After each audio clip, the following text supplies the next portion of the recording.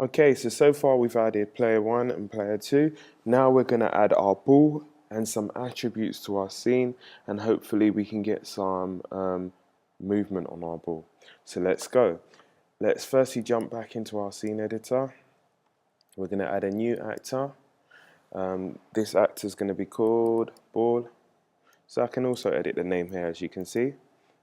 Not all, ball. And if I double click on my actor, I can jump into my actor. You can see the name's already added. The size is going to be 16 and 16 this time.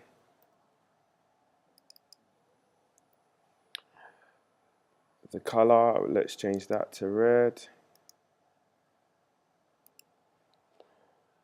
The physics, as always. Restitution remains at 1, so we don't have to change that on this occasion. Physics fixed rotation is checked. Okay, and the physics collision shape, we want to change that to a circle. So essentially that makes the shape move like a circle rather than a ball. We're going to also add some attributes to our scene. So if we just double click on scene here, initial scene, click on this attributes area here. We need to add a Boolean attribute to our scene that will determine when the ball is being served, whether by player 1 or by player 2. So we click in attributes, we want to add a new attribute here. We want to click on Boolean, choose, let's get rid of you, and we want to rename that to P1 serving, so that's player 1 serving. Don't worry too much about what that is in reference to, I'll explain in class. If I click here,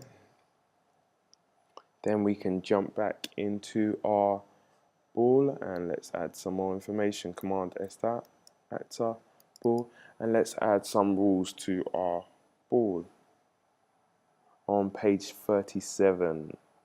Okay, if you want to understand a bit more about what's going on with the behaviors that we're adding to the rules, to the ball, sorry, just click on page 35 in your Learn Games Hello book, read through to page 37. Okay, here we're going to create a rule. It says this time we're going to focus on the attributes, okay, and of game P1 serving, game, and that's P1 serving, our new Boolean attribute we just added, Boolean meaning true or false, whether it's player 1 that's serving or player 2. So the attribute game P1 serving is true, and then we're just going to add a change velocity, so change speed and direction. Add an otherwise one because we're going to add 2 here. Alright, the first rule is double click on our expression editor. The expression editor allows us to add formulas, and we're saying random open bracket minus 45 comma 45 and close bracket. And so that's our first expression just ticked. So that basically says when the ball collides, it's going to move randomly between minus 45 and 45 degrees. Okay, so that's basically the angle that it will hit our racket at and where it will move to. Okay, we're going to add one more,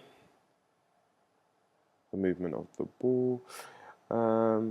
Random again, expression editor, and this is kind of on the reverse side.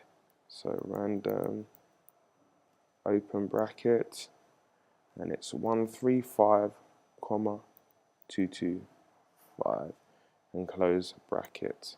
And if we just tick our expression editor here, and then we've added some behaviors to our ball. Excellent.